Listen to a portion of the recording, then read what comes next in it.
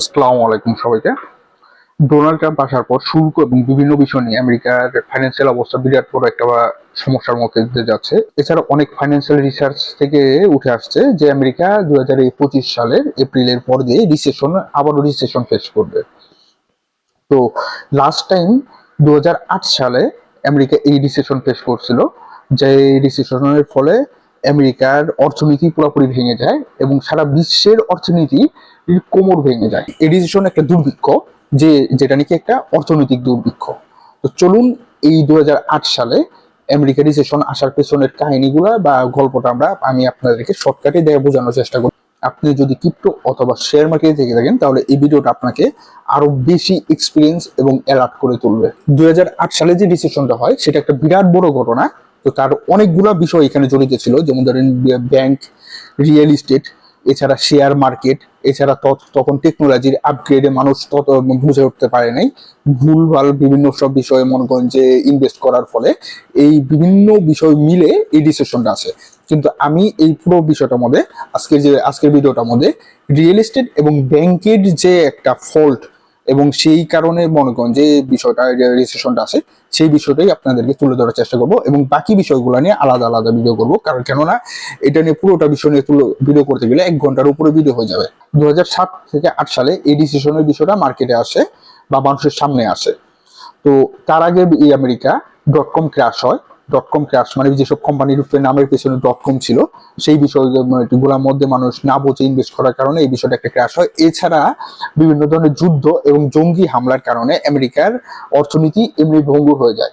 এছাড়া ইরাক যুদ্ধে আমেরিকা 900 বিলিয়নের উপর খরচ করে, যেটা নাকি আমেরিকার উপর একটা বিরাট বড় ইফেক্ট ফেলে।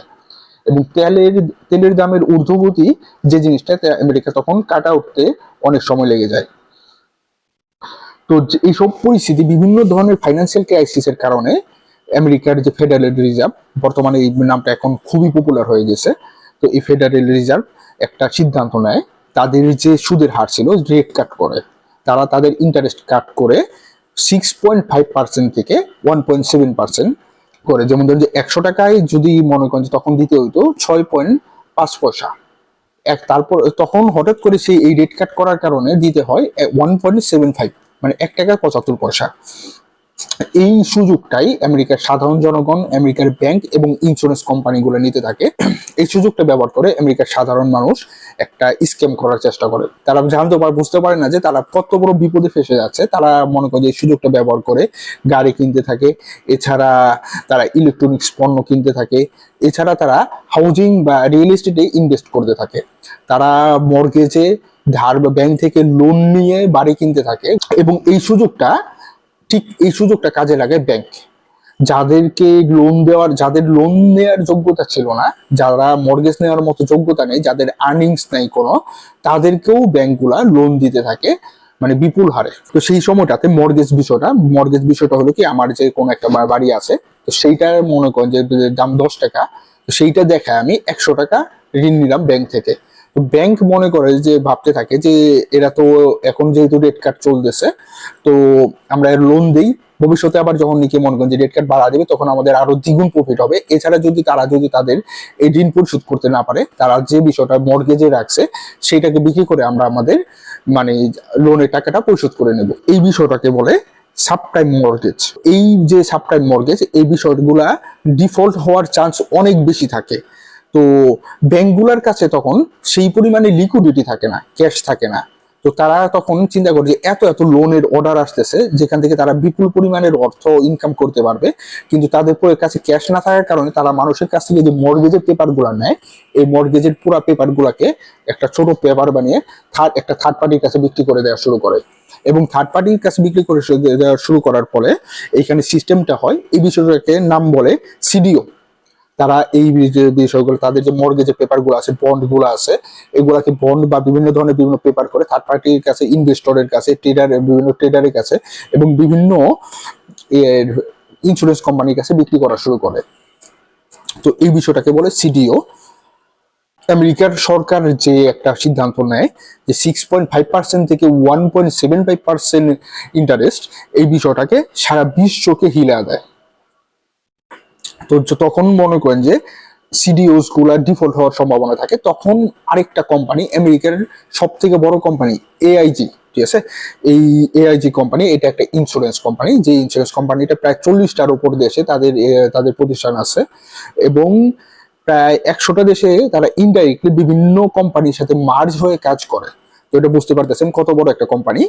এই কোম্পানি মনে করেন যে ইন্স্যুরেন্স দেওয়া শুরু করে সেই যে লোকগুলা যারা নাকি মনে করেন যে যাদের সামর্থ্য নাই লোন নেওয়ার, বা তাদের যে মর্গেজ যে পরিমাণ তাদের অর্থ আছে, যে তাদের যে পরিমাণ সম্পত্তি আছে সেই পরিমাণ সম্পত্তি দিয়ে তারা লোন পাওয়ার যোগ্যতা নাই, এই এআইজি কোম্পানি তাদেরকে ইন্স্যুরেন্স দেওয়া শুরু করে। তখন ব্যাংকগুলো চিন্তা করে যে এইটার যদি মনে করি এই লোক যদি সব লোন পরিশোধ করতে সমর্থন না হয়, তাহলে আমরা ইন্স্যুরেন্স তো আছে সেই ইন্স্যুরেন্স কোম্পানির কাছ থেকেও টাকা পরিশোধ করতে পারবো। তো এরকম করে এআইজি কোম্পানি প্রায় 200 গুণ প্রফিট করে মাত্র 2 থেকে 3 বছরে। আর যেহেতু কোনো রিস্ক হওয়ার সম্ভাবনা কম থাকে, যে এখানে ইন্স্যুরেন্স কোম্পানি আছে, তো এখানে থার্ড পার্টি গুলাও সেই কোম্পানিগুলোর কাছ থেকে, সেই ব্যাংকগুলোর কাছ থেকে সেই বন্ডগুলা কেনা শুরু করে, বন্ড এবং মর্গেজ গুলো কেনা শুরু করে। এবং এআইজি কোম্পানির লোভের কারণে এটা বিরাট বড় একটা স্ক্যাম হয়ে যায়, যেহেতু মনে করেন যে সাধারণ মানুষ লোভে পড়ে লোন নেওয়ার চিন্তা করে, এবং এআইজি কোম্পানি তাদেরকে দেওয়া শুরু করে, তাদেরকে ইন্স্যুরেন্স দেওয়া শুরু করে। তো সাধারণ মানুষের লোভ এবং এআইজি কোম্পানির লোভ, এটা একটা যৌথ লোভের কারণে ব্যাংকগুলায় একটা বিরাট বড় প্রবলেমে পড়ে যায়। কিন্তু ইন্স্যুরেন্স কোম্পানি যখন নাকি ইন্স্যুরেন্স নেবে, সেখানে একটা নিয়ম থাকে যে তারা সেই পরিমাণ ইন্স্যুরেন্স দিতে পারবে যে পরিমাণ তাদের ইন্স্যুরেন্সের টাকা আছে অথবা লিকুইডিটি আছে। নর্মালি আমাদের ইন্স্যুরেন্সের সিস্টেম কি, যে আমরা কোনো একটা গাড়ির জন্য একটা ইন্স্যুরেন্স করলাম, গাড়িটা যদি ভেঙে যায় বা কোনো অ্যাক্সিডেন্ট হয়, তাহলে আমাকে ইন্স্যুরেন্স কোম্পানি আমাকে টাকা দিবে। কিন্তু বাই চান্স 2 থেকে 3 বছর মেয়াদের মধ্যে আমার যদি গাড়িতে কোনো প্রকার কোনো সমস্যা না হয়, আর আমি যদি মনে করি যে প্রতি মাসে ইন্স্যুরেন্স কোম্পানিকে যে প্রিমিয়ামটা দিই, তাহলে সেটাই হলো ইন্স্যুরেন্স কোম্পানির লাভ। প্রিভিয়াস ডাটার উপর ডিপেন্ড করে এআইজি কোম্পানি সিদ্ধান্ত নেয় যে তাদের লস হওয়ার সম্ভাবনা খুবই কম, আর এই এআইজি কোম্পানির উপর ভরসা করেই ব্যাংকগুলো লোন দিতে থাকে। আর যার ফলে মানুষ যে হাউজিং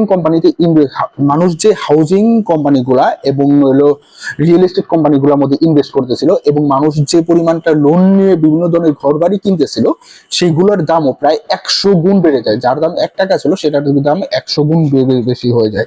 ছোট কোম্পানি থেকে শুরু করে বড় কোম্পানি, সাধারণ মানুষ থেকে শুরু করে বড় বড় লোক, ধনী ব্যক্তিরা এই লোনটার ইউজ করতে থাকে, এবং এটা একটা বিরাট বড় বেলুনের মতো অবস্থা হয়ে যায়, যা যে কোনো মুহূর্তে বাস্ট হয়ে যাইতে পারে। ঠিক সেই ঘটনাই ঘটে 2006 সালে।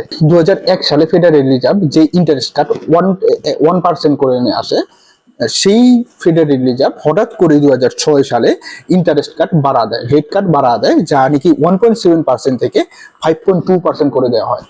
তো সাধারণ মানুষ তো বিপুল পরিমাণে লোন নিয়ে রাখে, বিভিন্ন কোম্পানির লোন নিয়ে রাখছে। এখন দেখতেছে যে আমরা চিন্তা করছিলাম যে আমাদের এই লোনের জন্য 1 টাকা সুদ দিতে হবে, কিন্তু সেখানে সেটা আরো 5 গুণ বেশি হয়ে যায়।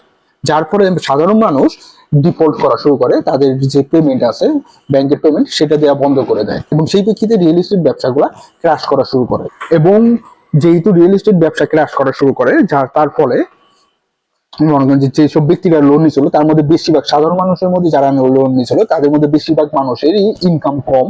তারা তাদের যে সম্পদ মর্গেজ দিয়েছিল ব্যাংকে, সেই মর্গেজের টাকা মানে সম্পত্তির ভ্যালু এবং তারা যে পরিমাণ লোন নিছে তাই সেখানে আকাশ পাতাল তফাৎ থাকে।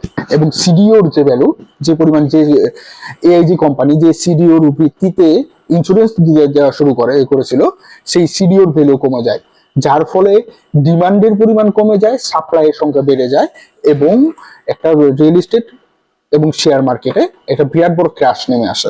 মার্কেট ডাউন হয়ে যায়, 100 টাকার সম্পত্তি তখন 5 টাকা হয়ে যায়। যার ফলে সাধারণ মানুষ চিন্তা করে যে তাদের ঘরগুলা তারা যে বাড়িগুলা তারা লোন নিয়ে যে ঘর বাড়িগুলো কিনেছিল সেটার ভ্যালু কমে যায়, যেটার দাম মনে করেন যে 10 লাখ টাকা দিয়ে কিনছে সেটার দাম 2 লাখে এসে পড়ে।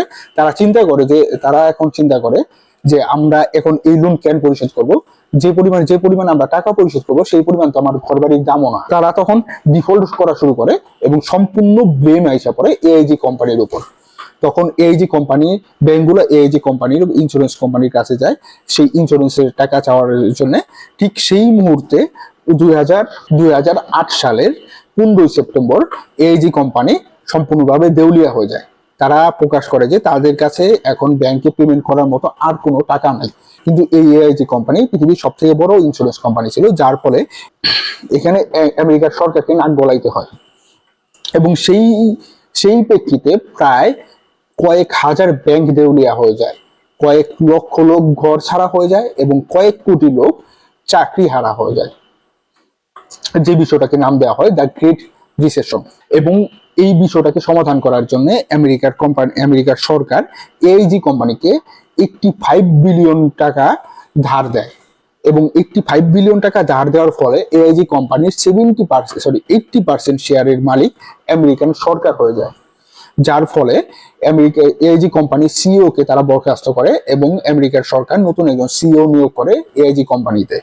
এবং বিভিন্ন প্রায় কয়েক হাজার মামলা আমেরিকার সরকার নিজে থেকে এসে সেই মামলাগুলোকে সেটেল করতে হয় এই ক্রাশটাকে ধামাচাপা দেওয়ার জন্য। কিন্তু ততদিনে সারা বিশ্বে কয়েক হাজার ব্যাংক দেউলিয়া হয়ে যায় এবং সেগুলো বন্ধ হয়ে যায়, যার ফলে এশিয়া, ইউরোপ এবং আমেরিকার মার্কেটে বিরাট বড় একটা ধস নেমে আসে অলরেডি। এবং যে পরিপ্রেক্ষিতে আমেরিকার প্রায় কয়েক লাখ মানুষ তাদের ঘর বাড়ি সম্পত্তি হারা ফেলে, যেগুলো নাকি ব্যাংক মর্গেজের কারণে তার সেগুলো দখল করে নেয় এবং সেগুলো থার্ড পার্টির কাছে বিক্রি করে দিতে হয়। এবং সেই থার্ড পার্টি গুলাও সেই পরিমাণ টাকা সেইখান থেকে না পাওয়ার কারণে ব্যাংকগুলোর কাছে তখন টাকা পাওয়ার ক্লেম করতে থাকে এবং আদালত থেকে সেই ব্যাংকগুলোর সম্পত্তি সেই থার্ড পার্টিকে দিয়ে দেওয়া হয়, যার ফলে সেই ব্যাংকগুলা ব্যাংকরাপ্ট হয়ে যায়। তো চিন্তা করুন 2025 সালে যদি ঠিক এরকম একটা বিষয় ঘটে, এরকম একটা ক্র্যাশের কোনো নিউজ আসে, তাহলে শেয়ার মার্কেটে কত বড় একটা ধস নামবে। সারা বিশ্বের সকল শেয়ার মার্কেটে এরকম একটা সমস্যা হবে, কারণ হলো পৃথিবীর প্রত্যেকটা শেয়ার মার্কেটে আমেরিকার ইনভেস্টার আছে, আমেরিকার কোম্পানি আছে। পৃথিবীর জনসংখ্যার প্রায় 30% মানুষ এই শেয়ার মার্কেটের উপর ডিপেন্ড করে। এছাড়া আরো তো অনেক ধরনের অনেক সমস্যা আছেই, এবং বর্তমানে ক্রিপ্টোকারেন্সিতে মানুষ বিভিন্নভাবে জড়িত হয়ে যাচ্ছে। এরকম যদি একটা ক্র্যাশ আসে, তো ক্রিপ্টোকারেন্সি মার্কেটও কত বড় একটা ধস আসবে। তো আশা করি আজকে ভিডিওটা আপনাদের ভালো লাগছে। আসসালামু আলাইকুম, সবাইকে ভালো থাকবেন।